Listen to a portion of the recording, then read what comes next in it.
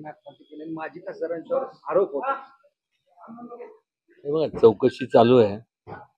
खरं काय खोटं काय मला माहित नाही, पण दोषी कोणी जरी असलं तर व्यवस्थित पोलिसांनी किंवा जे काय शासकीय यंत्रणांनी चौकशी करावी.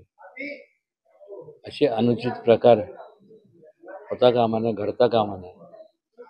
आणि कोणी जरी असलं तरी शिक्षाही झाली पाहिजे. कारण की सातारा जिल्ह्याची जर एकंदरीत परंपरा जर पाहिली तर ह्या जिल्ह्याने केवळ महाराष्ट्रालाच नाही, एक देशाला काम केलं.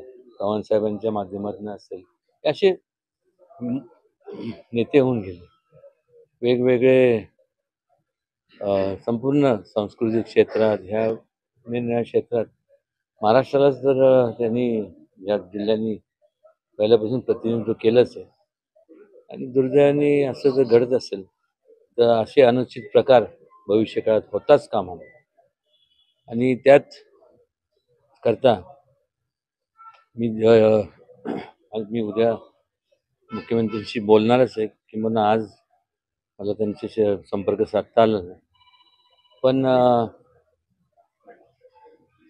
मला खात्री आहे की त्यांनी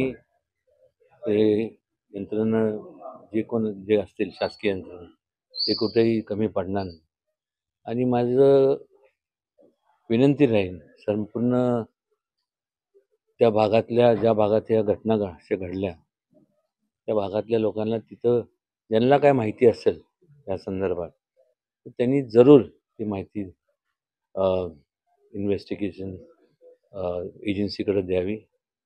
आणि जास्तीत जास्त लवकरात लवकर अशा लोकांना म्हणजे त्यांना कुठली शिक्षा द्यावी. त्यांना एकच म्हणजे फाशीशिवाय दुसरी काही शिक्षा असू शकत नाही. पोलिसांचं काम करतात, सगळे तपास चालले, पण मात्र ह्याच्यात राजकारण करून ठराविक लोकांना टार्गेट केले जाते असं वाटतंय तुम्हाला? नाही, असं आपण निदर्शन आणून द्या. जर आपल्याला असं वाटत असेल, कोणी जरी असलं, कुठल्या पदावर जरी असलं, तर माझ्या परीने एक नागरिक, जबाबदार नागरिक या नात्याने मी वाटेल त्या परिस्थितीत त्यांना, त्या कुटुंबाला, त्या लोकांना न्याय मिळवून देणार हे मी माझं कर्तव्य समजतो.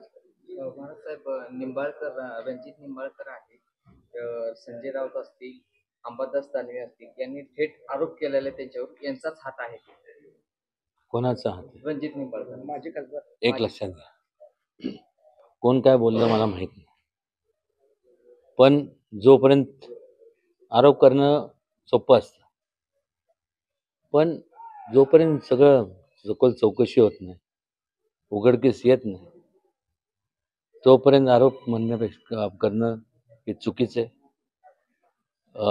तपास यंत्रणांना त्यांच्या परीने चौकशी करू द्या. आम्ही देखील गप बसलेलो नाही आहे. त्या भागातले जे काय माझे जे मित्रमंडळी आहेत, मी त्यांना सांगितलं की तुमच्याकडे जर काय माहिती असेल तर मला द्या, आणि निश्चितपणे त्यांना न्याय देण्याचं काम मात्र मी करेन. शेवटचा प्रश्न,